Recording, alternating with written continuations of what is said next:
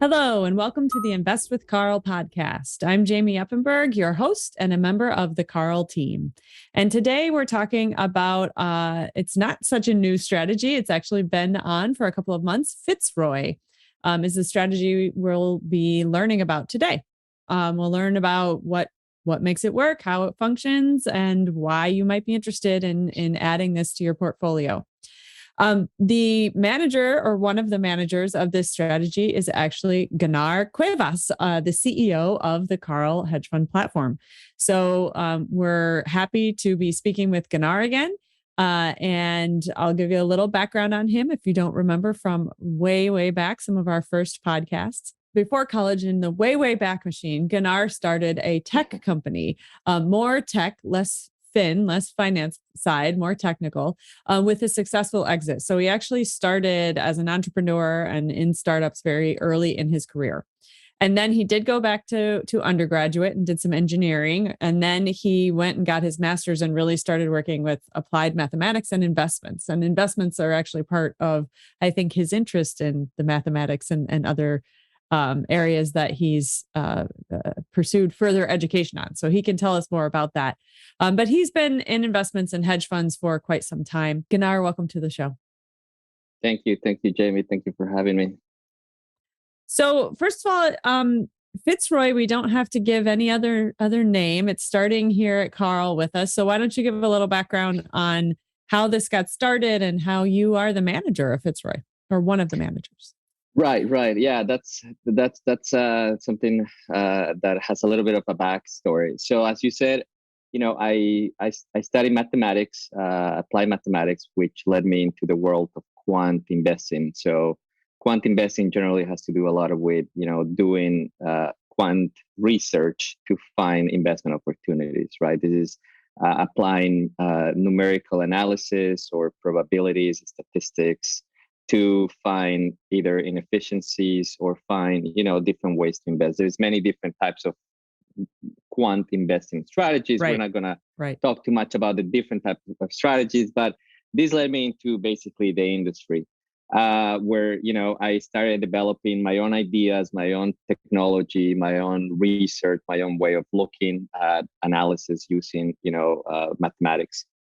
As my career progressed from working in market making and building originally routing algorithms to using alternative data to basically manage investment portfolios, I got to a point before Carl where I was the portfolio manager of A2 Capital, where I developed basically a lot of technology over a period of 2 years. And this technology is basically a set of proprietary analysis tools that allows me to find opportunities in the market.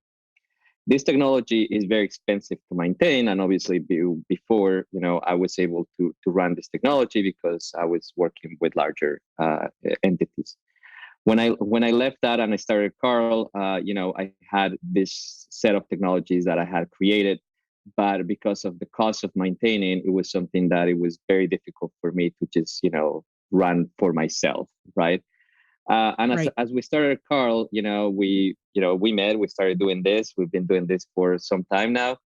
I met Cesar and Nacho, which are the other two managers here.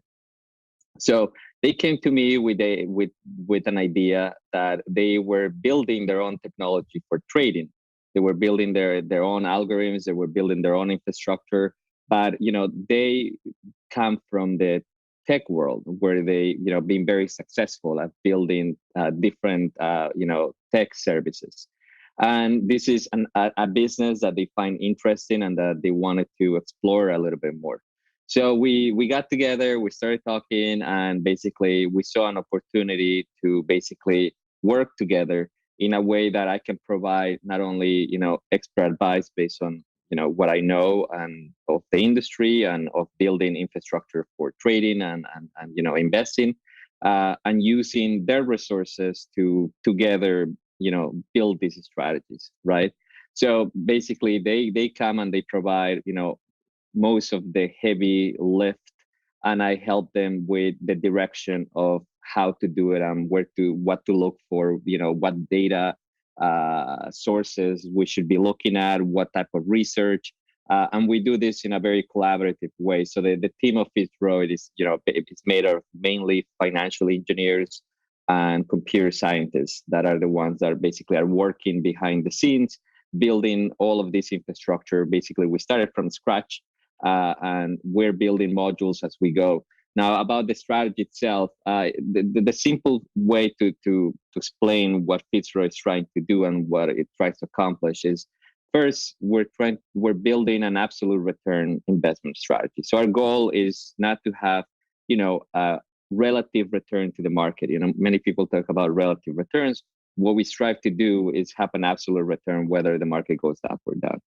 The simple idea on how we try to do this, or how we go about going after this objective, is that we look at the market in a way that the market can go up, the market can go down, or the market can be just flat. So we build investment strategies that benefit in any of these, let's say, three market scenarios. So we have strategies, within Fitz Roy that are looking for opportunities to benefit when the market moves higher. This could be, intraday opportunities where we enter the market for, an hour or maybe 30 minutes, because we see an opportunity that, within the next 30 minutes or an hour, the market's going to move higher, and our algorithms react to that based on the information we have gathered, and we see a high probability trade. So we do that. The same when the market goes down, and we have additionally strategies that basically are looking to capture the volatility of the market when the market's basically flat, right? This month of September is a good example, right? It's been very volatile. There's been, yesterday the market went down, I think 2%, right? But overall, over the month, I think the market, on the ups and downs for the month that has not finished yet. Today is the last day of the month, but it's down somewhere around 1.5%. So these up and downs create basically what we call, it's down a little bit, a bit, but it creates these opportunities where we can, buy and sell as the market moves, and the volatility provides us with an opportunity to buy and sell. Behind, talking about the numerical analysis and the brains of our algorithms, basically what we do is we use mostly stochastic calculus, statistics, to build probabilistic models. And our probabilistic models are looking for opportunities where we see, like I said, value on entering a position, whether it's for the next 5 days, whether it's for the next month, or whether it's for like just a few hours. All we do is fully automated, fully systematic. So once we find a strategy, once we develop an algorithm that we believe it's good, we integrate it into our systems. And this algorithm might be looking at weather data, or this might be looking just at order data directly in, for example, the futures market, and reacts to this information when it buys or sells. So it's a very advanced technology, and that's why I couldn't just do it by myself, because this is very costly to maintain and to run. We continue to develop this technology, and some of the things we look for is sort of a statistical arbitrage, right? So based on our knowledge and research, we can take care of opportunities that come based on this analysis that we have. So I want to say that it's a very sophisticated strategy that is mostly based in hardcore numerical analysis, and that's, I think, where we spend all of our time. We just look at numbers. It's not a top down or bottom up analysis. It's really a numerical analysis of different data as it comes. Data, we use data such as price, historical pricing, volume. We use external data. We also look at macroeconomic data that comes from different places, whether it's government data. So we try to really create a view based on what the numbers are telling us. Yeah. So I know that Fitz Roy started because you said it takes a lot. It takes a lot of computing power to run a strategy of this sophistication that's managing this much data input and this number of strategies that are built into it. Really trying to take advantage of all types of markets and, absolute return. Like, we don't care where the market is. We're looking for opportunity, right? That's what Fitz Roy's about. I know it didn't start at full force. So can you tell us a little bit about like where it started and like how much has been added over the several months that it's been on the platform and how you think it's going? Right. Yeah. So when we started working together probably a year ago, and we didn't have our first strategy developed until the beginning of this year when we launched Fitz Roy. The first strategy is basically an intraday, volatility strategy. It trades volatility products, whether these are VIX related products. So this can be options on the VIX. This could be ETNs that track the volatility. And what we're trying to do is, there is a thing called contango that people in the industry know very well. These ETNs, for example, tend to have tendency to go down over time because of how the structure of the actual product, and this is a very technical thing. So we try to look for try to take advantage of that and try to look for days or times when we believe there is an opportunity to take advantage of this structure in the product. That was the first strategy that we launched, right? And then in, I think, June, it came the second one. The second one is more for kind of like a flat market.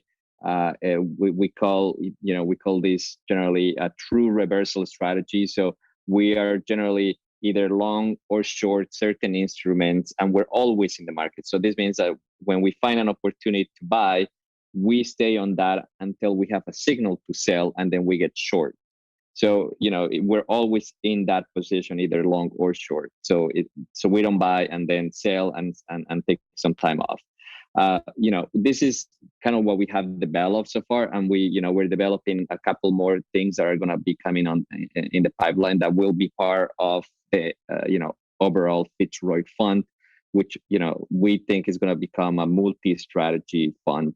In that sense, it's already a multi-strategy. 2 strategies. We think it's going to be somewhere around 5 in total that we're going to be managing in the portfolio.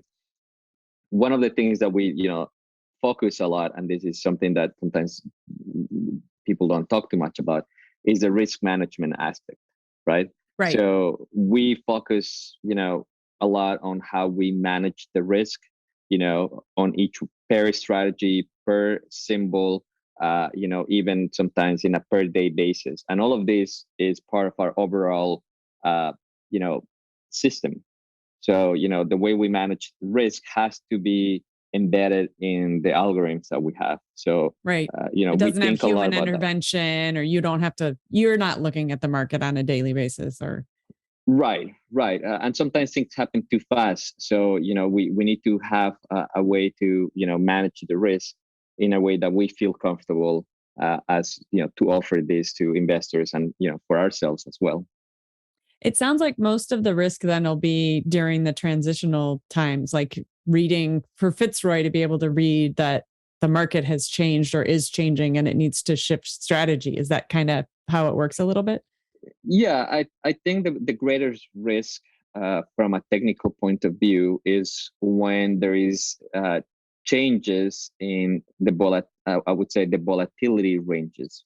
So if you look at the VIX, the VIX tends to trade on certain ranges, and these ranges can be generally either high, like right now we are in a high kind of range, or sort of low, which is generally where the VIX historically trades.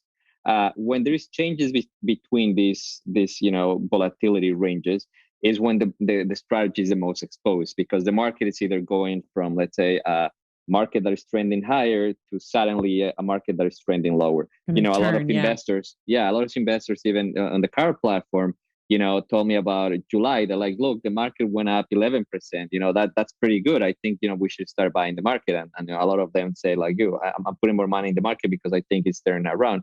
And look what happened now. The market went down. So like, when there's those changes, we're talking about, just a couple of months, those changes will affect how the strategy works, because, we will be taking, a risk, and the algorithms will take, probably a few days to adjust to these new ranges. But when those changes happen is when the strategy is the most exposed. If those changes happen often, if it goes from 1 month, the market is just trending higher, the next month, the market is just trending lower, right? Like September, let's say October, it starts and then the market goes up 10%, there'll be a change in these ranges of volatility, which will affect the strategy, right? But if we stay in a volatile market, let's say until the end of the year, we should be able to benefit from that. If we change and then stay for a period of time in a lower volatility range, we'll be able to benefit from that. But the risk for us is mainly when these volatility changes happen, and especially when they happen fast.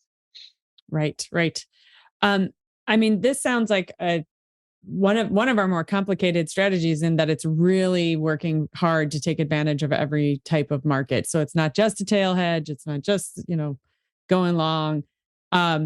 There's a lot going into it, and I'm sure we'll talk more. I'm sure people would love to hear more about the risk side of this, because we talk a lot about hedge funds and how just managing risk, having a professional manager manage risk, can overall lift a portfolio if you're not down with the market as much. So many aspects to talk about. But let's give our listeners what would be your final word or final comment on Fitz Roy and maybe investing overall. Right. Before we finish this, Jamie, I just want to, thank Cesar, Nacho, and the whole team at Bialion, which is the engineering team behind this. This is some of the most professional and smart people I have worked with. They're very diligent about what they do. They are very good at what they do. This is a team of people that have masters in financial engineering, masters in computer science, and they're very methodical about how they handle the research, how they handle the development of the product of Fitz Roy. So without that team and without how they think and what they do, this would not be possible. As well as, we're partners in this and maintaining and developing the technology to probably places where I never thought we were going to take it. So I would say, you have a team of people that are actively working to develop and improve these investments and this strategy. What I would say is that, the strategy is, has an objective of an absolute return. We are not trying to beat any benchmark. So, there'll be a case that the market goes up 30% next year and Fitz Roy does, 15. In this case, this year, for example, even though we started with one of the algorithms and now we're on the second one, the strategy is basically flat for the year. In an absolute return basis, we are positive for the year. Over the last 6 months, the strategy has done 8%. So, we're getting there and we're getting to where our objectives are going. So we're trying to really provide investors with, a source of income if that's what they're looking for. And, without, being exposed to just the volatility of the market or having just a one directional portfolio, right? So we try to capture opportunities when the market is moving higher. We try to capture opportunities when the market's moving lower. And we try to capture opportunities when the market is just flat. And that's kind of how we view the market. That's a very simple way of saying, the market can go up, down, or do nothing. But we try to create, systems and research which will benefit in either one of these scenarios. It's easier said than done. But we're working very hard and try to accomplish this. I would follow that up with investors. What I heard is that Fitz Roy is just getting started. It's got 2 strategies in, and you're intending to add even more to it. And at all times looking to take advantage of all markets. So I think we'll definitely stay in touch and keep talking as you guys add strategies and we see it make improvements and make strides. I'd say overall it's performing well for a difficult year for many investors. So that's great, but it's amazing that you guys are going to do even more with it. So congratulations on a good start. And listeners and investors, we will talk to you next time. Thank you so much. Thank you. Thank you, Jamie. Thank you for listening to the Invest with Carl podcast. The views shared on this podcast do not necessarily reflect the views of Carl. This podcast is intended for informational purposes only and is not intended to constitute and should not be deemed to be an offer to sell or a solicitation of an offer to buy any security or investment, financial advisory, legal, tax, accounting, or other professional advice. Carl funds are currently available to accredited investors with a minimum investment of $20,000. To learn more about Carl and to download the Carl app, go to investwithcarl.com.